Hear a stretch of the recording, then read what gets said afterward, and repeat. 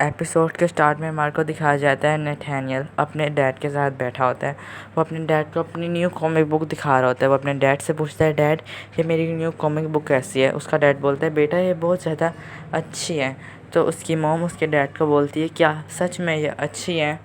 नैथानियल का डैड उसको बोलता है कि बस तुम्हारे को इसमें थोड़े से सेंटिमेंट्स और डालने चाहिए। नैथानियल अपने डैड को जवाब देते हुए बोलता है कि मैंने इतना अच्छा रिलेशनशिप दिखाया तो है रेन पेर्सर और सनहार्ट का, लेकिन उसका डैड कहता है नहीं, इन दोनों को डार्क क्वीन के से प्यार हो जाना चाहिए और लोगों को ये देखना पसंद है, ना कि जो तुम बोल रहे हो। और फिर ये दोनों आपस में लड़ेंगे और इनमें से जो भी अच्छा होगा आखिरकार डार्क क्वीन उसी को चूज़ करेगी। अगर तुम ये आइडिया चूज़ करोगे तो ये बहुत ज़्यादा सक्सेसफुल होगा। फिर सीन शिफ्ट होता है और हमारे को मार्क दिखाया जाता है जो अपने पेरेंट्स को यही कॉमिक बुक दिखा रहा होता है। उसके पेरेंट कहते हैं, वाह ये तो तुम्हारी सबसे अच्छी कॉमिक बुक है, तुमने बहुत अच्छा लिखा है, हमें बहुत ज़्यादा पसंद आई, देखना ये बहुत अच्छे से सेल होगी। उसके बाद सीन शिफ्ट होता है और हमारे को दिखाया जाता है कि मेनट के घर का सीन। फिर सीन शिफ्ट होता है और हमारे को मेनट के घर का सीन दिखाया जाता है जहाँ पर मेनट का फ्लू हुआ होता है। मेनट कहती है, ठीक है आज मैं स्कूल नहीं जा सकती और ना ही एडेन से मिल सकती हूँ, अगर एडेन मेरे को ऐसा देखेगा तो वो क्या सोचेगा। ठीक है उसे जवाब देते हुए बोलती है, एडेन तुम्हें पसंद करता है, इसमें कोई ऐसी बात नहीं है। उसके बाद मेनट की मोम उससे आवाज़ देती है कि मेनट तुम स्कूल के लिए लेट हो रही हो। फिर हमारे को दिखाया जाता है कि वहाँ पर स्कूल में जाके मेनट फिर से चीख रही होती है। फिर हम देखते हैं नैथानियल और मार्क आपस में बातें कर रहे होते हैं। वो अपने इस नई कॉमिक बुक के बारे में बातें कर रहे होते हैं कि मेनट ये पिक्चर्स देखती है और बोलती है, वाह तुमने सनहार्ट और रेन पेर्सर की नया चैप्टर लिख लिया, ये तो बहुत अच्छी बात है, क्या तुमने दूसरों को दिखाया, ये तुम लोग कब पब्लिश करने वाले हो। और उसके बाद हम देखते हैं मिनट के बाद सुन के बाकी सारे क्लासमेट भी वहाँ पर इकट्ठा हो जाते हैं और फिर वो सारे ये कॉमिक बुक देखने के लिए बहुत ज़्यादा एक्साइटेड हो रहे होते हैं। फिर मिनट ये पढ़ती है और मार्क और नैथानियल को घूरने लग जाती है। उसके बाद बोलती है, वाह ये तो बहुत अच्छी तुमने लिखी है, तुमने तो कमाल ही कर दिया, तुम्हें इसको प्रिंट करना चाहिए क्योंकि ये बहुत ज़्यादा फेमस होने वाली है। फिर मार्क नैथानियल से कहता है, मैं ये जानता हूँ कि ये स्टोरी बहुत ज़्यादा अच्छी है, लेकिन अब मार्क को इसमें कुछ चेंज करना चाहिए। तो मार्क उससे बोलते हैं, कोई चेंज करने की ज़रूरत नहीं है, तो तुम्हारी और मेरी स्टोरी है नैथानियल। फिर हम देखते हैं मेनट को बहुत ज़्यादा ज़ुकाम हो रहा होता है। फिर हम देखते हैं कि एडेन मेनट के पास आने की कोशिश करता है और मेनट अपने नाक के ऊपर उंगली रख लेती है। उसके बाद एडेन बोलते हैं, क्या हुआ मेनट, सब ठीक है। उसे जवाब देते हुए बोलती है, नहीं मुझे बहुत ज़्यादा स्मेल आ रही है। एडेन बोलता है, मुझे तो नहीं आ रही। तो मेनट बोलती है, मुझे बहुत गंदी सी चीज़ की तरह स्मेल आ रही है।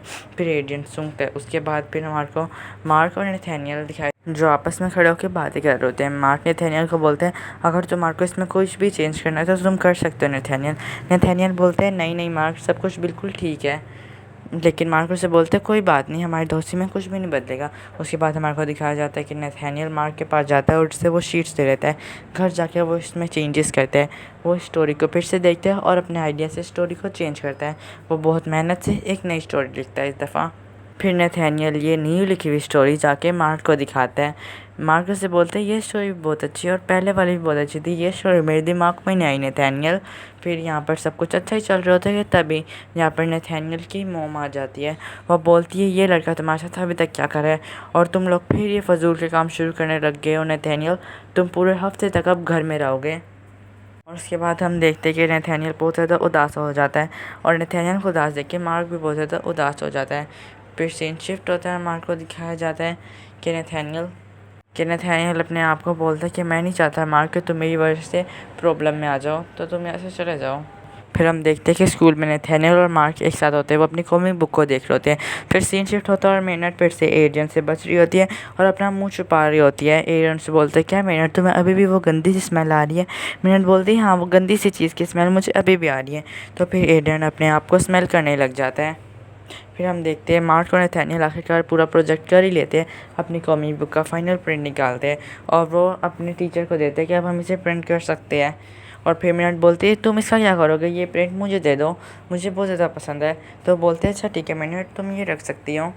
थैंक यू बोलती है और यहाँ से चली जाती है। फिर मार्क को एड्रियन और ब्लैक दिखाए जाते हैं जहाँ पर एड्रियन ब्लैक को बोलते हैं, क्या तुम चीज़ लेके आए थे, मुझे स्मेल आ रही है बहुत ज़्यादा गंदी मिनट को मुझसे।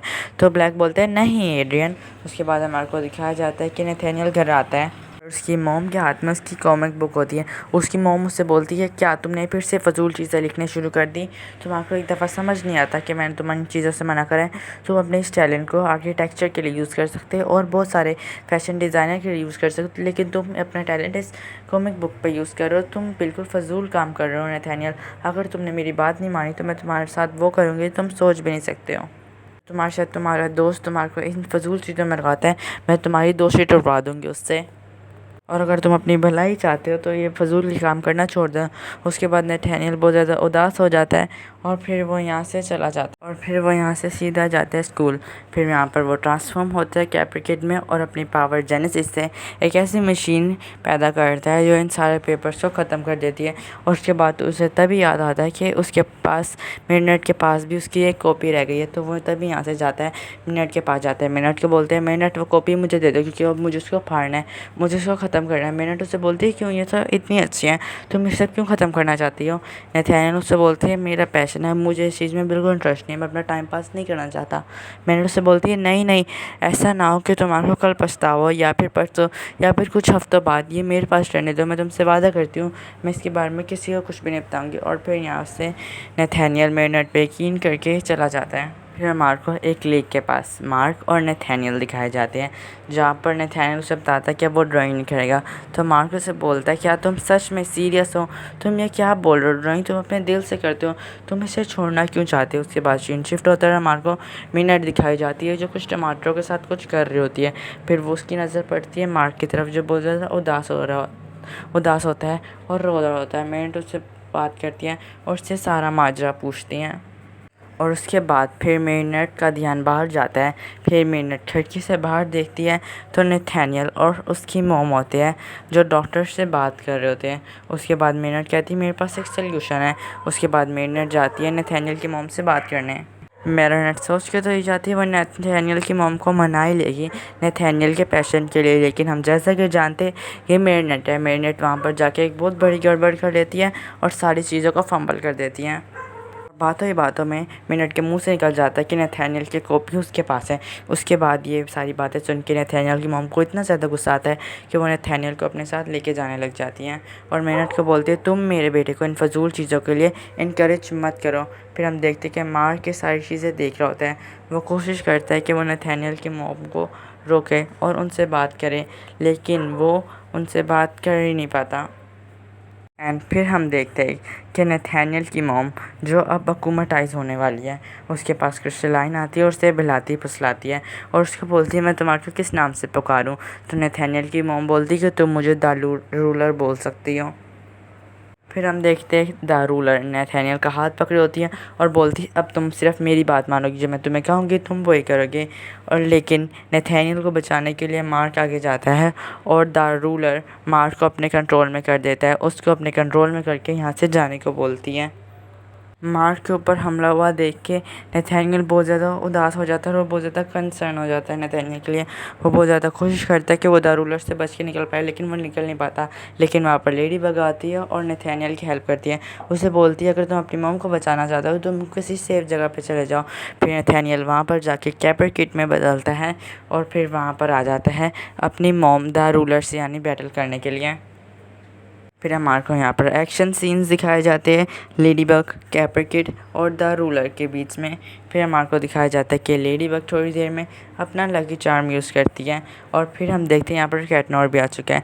कैटनोर अपना कैटाक्लिज्म करने जा ही होता है द रूलर पे, लेकिन द रूलर कैटाक्लिज्म की जगह उसको अपने कंट्रोल में कर देती है और बोलती है कैटनोर के को कि मुझसे लेडी बग का मिराकिलस चाहिए। और फिर कैटनोर लेडी बग के पीछे पड़ जाता है और उसके हम थोड़ी देर बाद देखते हैं कि लेडी बग द रूलर के कंट्रोल में आ चुकी है। एंड फिर एट लास्ट कैप्रिकेट अकेला ही सब कुछ सॉल्व करता है, वो द रूलर को हरा देता है। उसके बाद वो जो लेडी बग ने उसको मिराकुलस लेडी बग दिया था वो ऊपर फेंकता है एंड उसके बाद लेडी बग ठीक हो जाती है। वो अपना मिराकुलस लेडी बग यूज़ करती हैं और फिर लेडी बग नथानिएल की मॉम को बोलती हैं कि कभी कभी हमारे को अपने बच्चों की बात माननी चाहिए, कभी कभी हमारे को उनके पैशन की कदर करनी चाहिए। और उसके बाद उनको लकी चार्म दे देती है, मैजिकल चार्म दे देती हैं। उसके बाद लेडी बग, कैटनर और कैप्रिकेट यहाँ पर पाउंड इन करते हैं और उसके बाद हमारे को मिनट और एडियन दिखाए जाते हैं। और उसके बाद हम देखते हैं कि एडियन पूरी परफ्यूम की बोतल लगा के आया होता है। मिनट की बोलती है, तो क्या तुमने बहुत ज़्यादा परफ्यूम लगा लिया एडियन। एडियन बोलते हैं, हाँ मैंने 3 बोतल लगाए हैं ताकि तुम्हारे को मेरे से चीज़ की स्मेल ना आए। मिनट बोलती है, मुझे तुमसे चीज़ की स्मेल नहीं आ रही थी, दरअसल बात ये थी। और कि अगर मैं तुम्हें बताऊं कि क्या तुम मेरे साथ जैसे नॉर्मल थे पहले वैसे ही रहोगे। एडियन बोलते हैं हाँ बिल्कुल। एंड उसके बाद फिर मिनट एक बहुत ज़ोर से छींक मारती है और एडियन दूर जाके गिरता है। एंड उसके बाद वो एडियन को बोलती है क्या अभी भी सब कुछ ठीक है। एडियन बोलता है क्या मुझे कुछ सुनाई नहीं दे रहा। उसके बाद बोलते हैं मिनट मैं मजाक कर रहा था, तुम्हारे को कोई भी चीज़ मेरे से छुपाने की ज़रूरत नहीं है।